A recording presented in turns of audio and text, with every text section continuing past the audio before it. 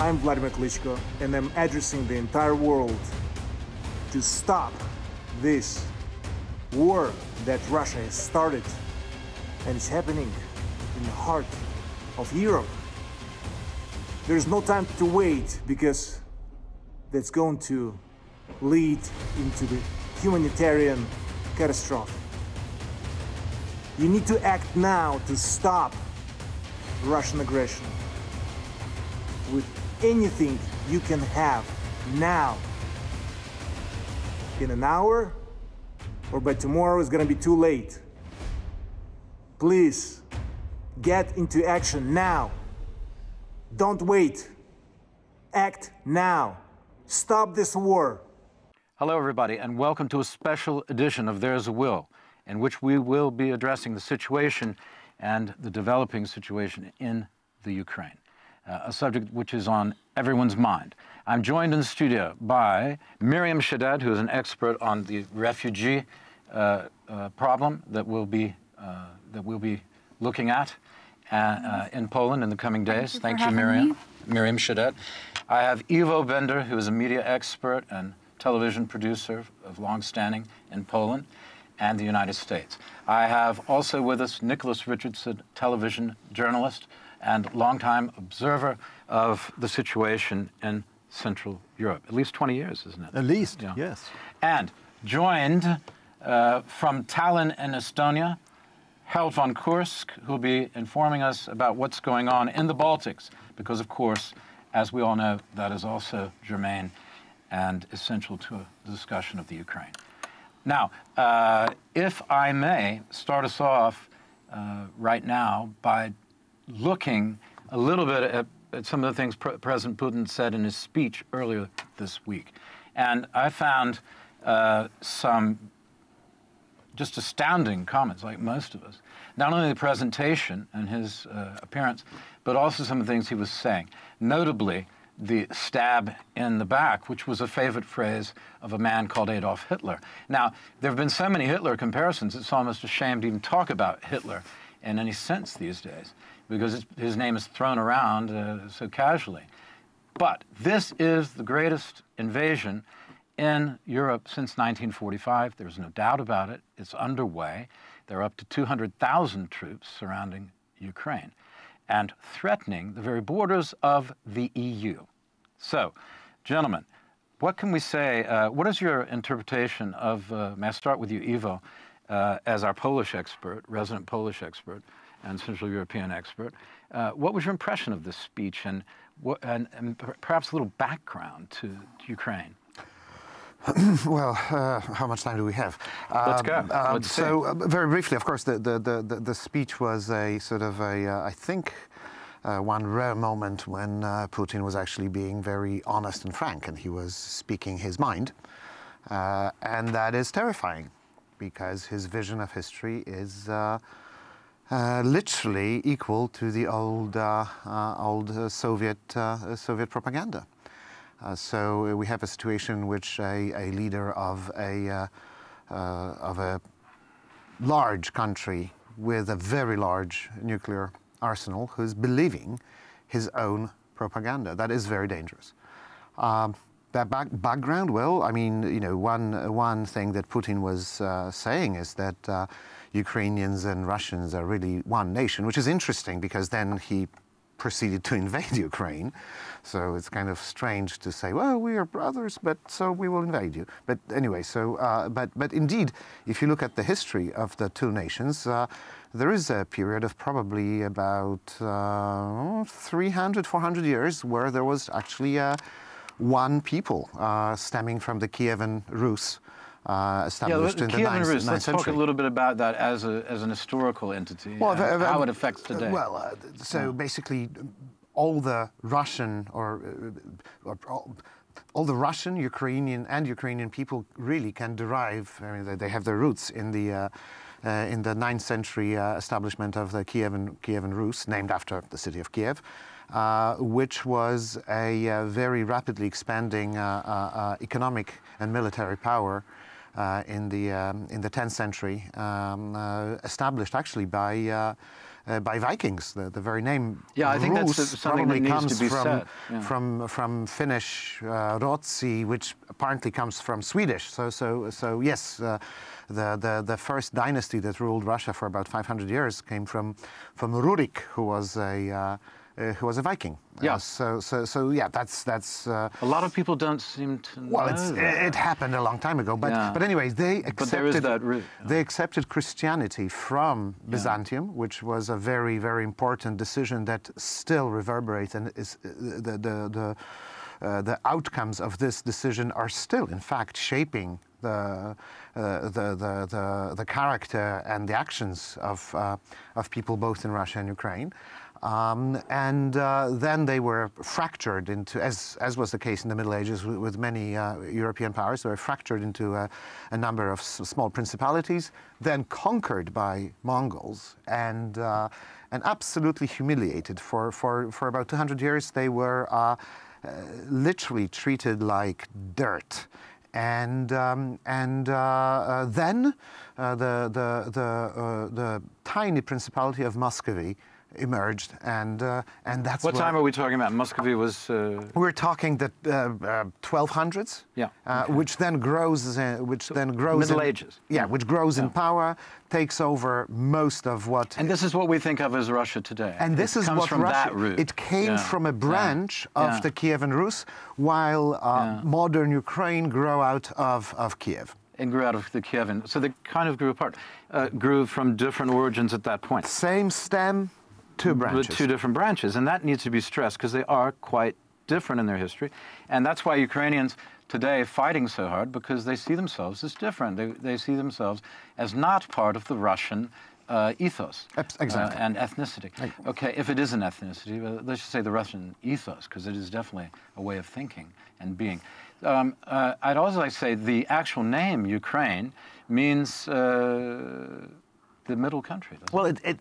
More or less. Of course, it can be translated roughly into English as borderlands, right? Yeah. So because this is precisely this sort of fuzzy area where the East meets the West, which is an overused phrase, but it literally is the case there.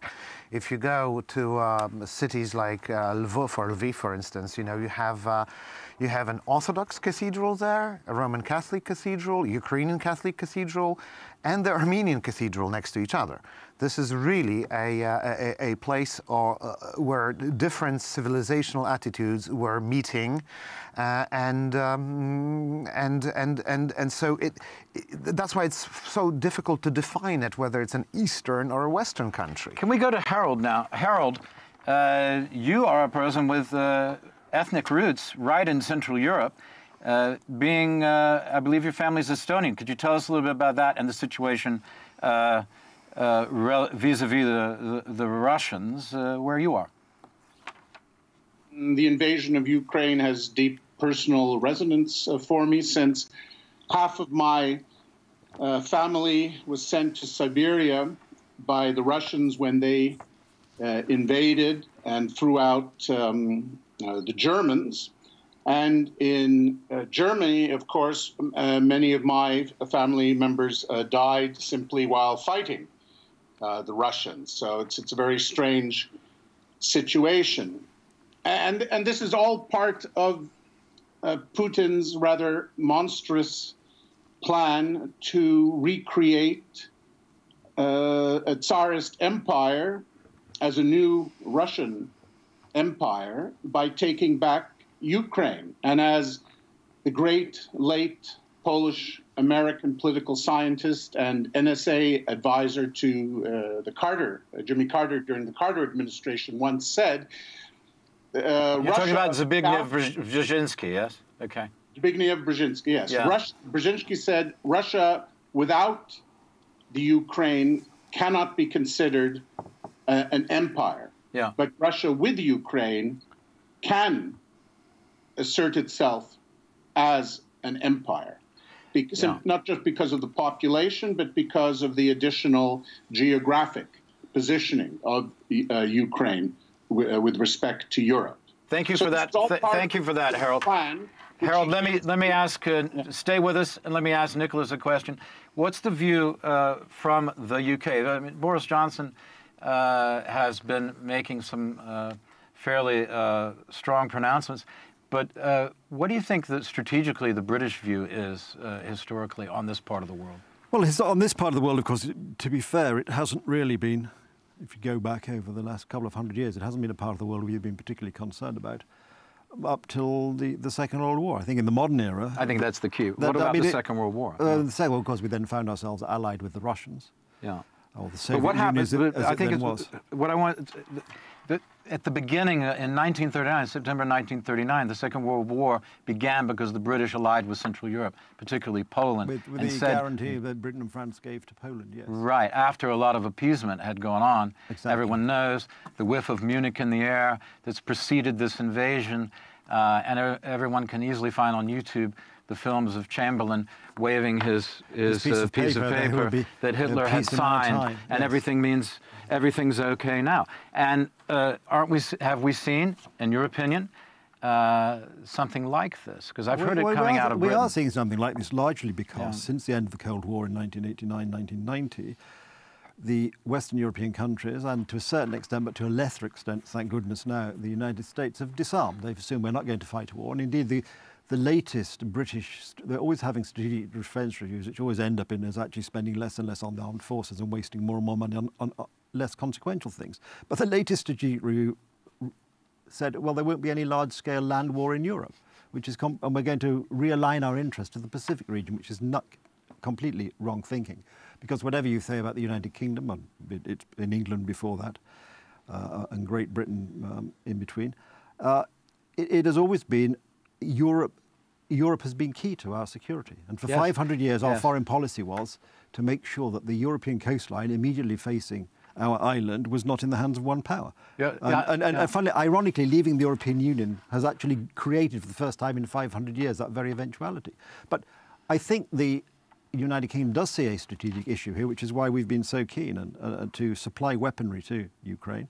We are now... May I ask you something to focus a little more? Because I forgot to mention, you've also been doing special reports about NATO. I've been making... Could you give us an inside look at that? I've been making I'm still going on making a series of programmes called NATO Dispatches, which is broadcast on TVP World, which is the TVP's English language, new English language channel. Yeah. And we're looking at the actions of NATO in this part of the world. And I've been visiting various NATO bases, talking to Polish soldiers, talking to American soldiers, talking to... What if the American... We know how the Polish people feel about Russia from long, hard-won experience and devastating experience, in fact. But what are the Americans that you talk to? What have they been saying? Because they're maybe 10,000 soldiers. Yeah, no, the ones I spoke to are very keen to be here. They're enjoying it. You know, the Americans are like, they have lots of kit in it. It's all good stuff for them. What I was more struck by, not just by the Americans are always very keen to talk to the cameras and so on. I also chatted to some, the battle group here in Poland, to some Romanian Croatian soldiers and their officers and some of the young soldiers. And they're also very keen to be here, very much enjoying their time in Poland, very committed. And the Polish soldiers also very committed, because it was also wrapped up at the present time, which is a crisis we've all forgotten about, this development on the Belarusian border with these immigrants. And so there's a lot of... Which we're going to talk about. Thank you. But can I just say, because it's relevant? Yeah, please do. We've got to end up this segment. A lot of Polish soldiers based on the border, far more than I imagined before I went to talk to them. Yeah. But they are very, very, very motivated, because they regard this is not boring, fighting against immigrants, but they see it as very much as their role as Polish soldiers in defending the borders of Poland, which are, it should be clear, the borders of the European Union in the east and the eastern borders of NATO. So for them, this whole operation is a very important... It's not just about protecting borders or dealing with an immigrant crisis. It's about protecting borders full stop. These are the borders of your country. This, as they tell me, this is why we joined the army. We took this pledge to defend Poland. To defend Poland. And the Americans, how do they feel? Did you speak to people? Because we don't have to go to a break. We'll continue. Producers telling me. How are the Americans relating to... Do they know anything about Poland? Do they know the history of Poland's for the Americans, it's working with America in the revolution? Yes, that's the point we make in one of the programs, of course. I think they do. They do understand that this is a historical connection, which, of course, goes back to the time of the American... Well, I had an ancestor in the American Revolution who fought under Pulaski. And I think, and I know what I was struck, actually, when I met these soldiers. Unfortunately, At the time I went, the British soldiers weren't available to have a chat, unfortunately.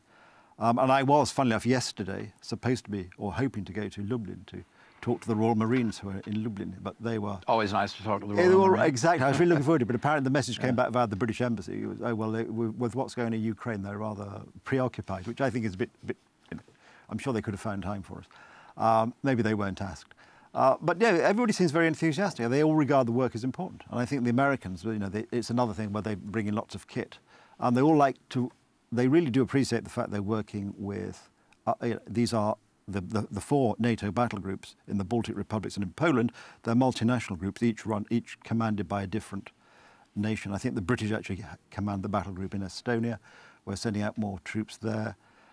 So I think at long last... So Harold, we're sending troops to Estonia. We're sending troops to protect Harold, yeah. particularly. We're not sending them, but I mean, no, NATO's sending them. NATO's sending them, but I mean, I think this is very important. Miriam's sending them. Yes, this is very important. Let's go to Miriam Yes. for a reaction here. Miriam, how do you feel as someone, you're half Polish, half Syrian, your mother is Polish, right? Your father is Syrian, is that correct? Yes. Yeah. Correct me if I'm wrong about anything, please. What is your reaction to this situation, and also just a little bit about your background bringing refugees from the Middle East, from Syria particularly, Christian refugees, getting them out and bringing them to Poland. How do you think people are feeling, and how are you feeling? The whole situation is heartbreaking because we know that Russia is killing civilians over there. They're killing babies, they're attacking the hospitals, they are attacking women and everybody. So I guess Ukrainian soldiers are gonna stand as hard and fight them as much as possible. It seems to be at this because time, at this yes. moment they're just protecting their families. In other cases, it's very hard for them to run away at the moment, for the Kyiv especially. And other cases that, yes, going back to your question, how I dealt with the Syrians. It was very hard to take them out of the Syrian border to the next country and to deliver them to Europe in a legal way. So we need to concentrate with the refugees on legal issues for all the refugees to come to Poland, to make it easier as well for the Ukrainians to live here already that are placed over here, because we have 4 million Ukrainians living in Poland. We already at the have moment. that many, and people don't know that. Poland has already accepted a lot of immigrant traffic, and not only, and also from But from a huge Asia. problem is with documents of stay for the Ukrainians that are already over here in Poland. So we need to ease up the whole procedures. The bureaucracy needs to be smooth. It has to be smooth. Okay. So this is one of the most important things for the ones that are already staying over here, so they can help the next ones that are coming in. And I want to always also say that Ukrainians are very hard-working people. Poles are not that hard-working as Ukrainians.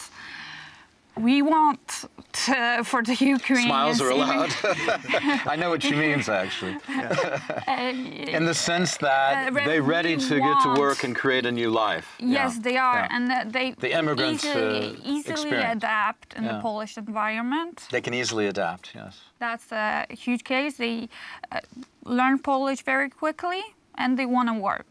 So we should help them out in those kind of areas that they can, all of them can have working visas. They can have refugees stay over here. We need to smoothen out the system that they can apply even through the internet if they have a possibility already sent the documents before. So it will be much easier to check them over here on the border.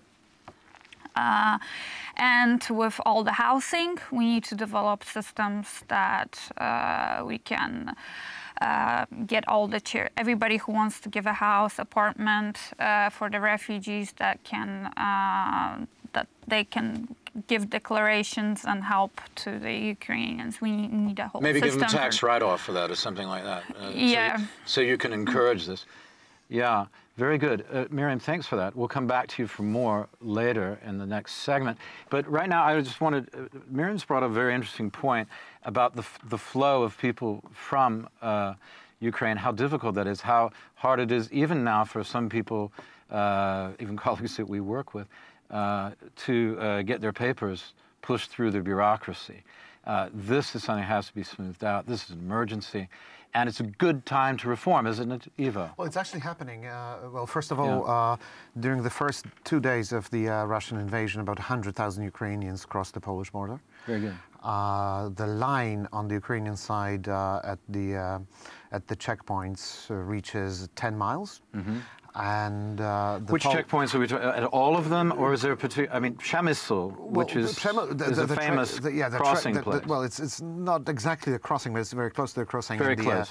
The train station there was actually converted into a Medico. To a makeshift shelter where there are cots where people can sleep, etc. But actually, the Polish government announced yesterday that actually people coming from Ukraine don't even need to show an ID to get through. All the bureaucratic part will be taken care of after they cross the border. How wonderful. It gives one hope in this age of where we've been over. We forget, I mean, we're very lucky. We forget, of course, it's still very minor, but since the United Kingdom... human response. Since the United Kingdom left the European Union, I've sort of encountered it slightly more than I did before, that for many people in many parts of the world, having the right papers is absolutely key, and you can't do it. And even if you go to the office which deals with this in Warsaw, where I went. Mm-hmm. And if you're from the EC or from the EC, you turn right and you go to a nice, quiet place where they're always happy to see you. Don't need an appointment. You mean the EU, right? Yeah. The EC was exactly. There you go. See, but we're old enough to remember that. But if for anybody else who's trying to get their papers in Poland, you go to this building and it's just this massive humanity trying to get the right piece of paper, queuing up all day. You have a comment, I think, on that. I totally agree with this issue. I can see you ready to go. Yeah. It's a huge problem for 4 million Ukrainians that are over here to have the right papers already, and I know this is going to be a huge problem even with the refugees that come in. And now I don't know yet if they are called as refugees, because a refugee status gives them a different possibility of staying over here, so they can have citizenship in the future. So this is a huge issue, and we need to sort this out as quickly as possible. This needs to be fixed, yeah. And Ivo says that also this is good news. This is good news because this is going, I mean, one of the best ways that Ukraine can be helped is to give the people hope that they have a home still. But if I may just emphasize one thing. Please do. The traffic is not one way. There are Ukrainians who are living in Poland, and there's a lot of them in Poland. Yeah. Some of them left in 2014 when the Russians attacked for the first time. There are a lot of economic migrants. There are lots of students from Ukraine and Poland, and many of them are actually crossing to Ukraine to fight for the country. So there are people going back. That's also important. And they're handing out Kalashnikovs if anybody wants to volunteer. Harold, there's a Kalashnikov waiting for you. Serious thing.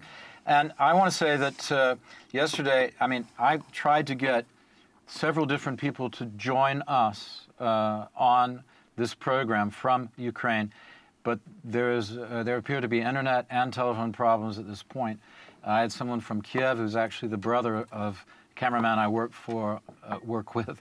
Sometimes I feel like I work for, Vova, who does the travel show with me, Poland Daily Travel, for the last 3 years. And he's a good man, and his brother sounds like an extraordinary fellow, very full of bravery and courage. And in Kiev still, but he's in a shelter. And in the shelter, you cannot get a signal to talk with us. And this is the case with a couple of other people. One friend I lost touch with, she was with her son. She runs an English language school in Kiev, 2 different branches, and in a small village. Her hometown, it's not that small, but a small town rather, and she was heading east in the direction of Lviv, and I've lost touch with her. I don't know. The last messages I sent have not come out. We don't know at this point if there is an incursion or an invasion by let's call it an invasion, by the Russians from Belarus toward Lviv, but I've heard that that is possible or even probable, yes. Which means that's going to be something we're going to talk about in the next segment. But I was told several vignettes. One that's gone viral was about the lady who was encountering the Russian troops, an older lady who wasn't taking any nonsense, and she said, "What the F are you doing in my country?" To armed, these rather large brutes standing around in front of her, and they just looked at her, and she said, "Here, sunflower seeds. Sunflower is the national flower. Put these in your pockets, and the sunflowers will grow from your bodies where you lay." Marvelous stuff. And literally... This captures the spirit. Not to mention, if I may, also the people on the island. The 12 to 15, the handful of sort of Alamo-type people, and the Russian frigate approached and said, "Either you surrender or it's all over." And they gave him the same answer as the lady. And these guys are immortal. This will never be forgot. You cannot go around murdering people on their own soil in this way. Their story will be told for as long as we tell the story of this particular invasion, this murderous assault. Yeah. To protect themselves, not only rocks. So yes. Cooler heads, I hope, will prevail. But we must take a break now. Okay. We've reached the end of this segment.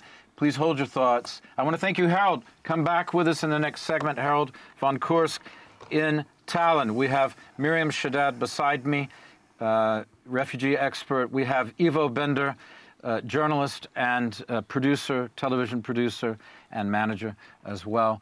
And also we have Nicholas Richardson, NATO correspondent for Polish television, as well as newsreader right here for Poland Daily Travel. Yes. And a man about town. Okay, thank you everybody for watching. We'll see you in the next segment. Please stay with us.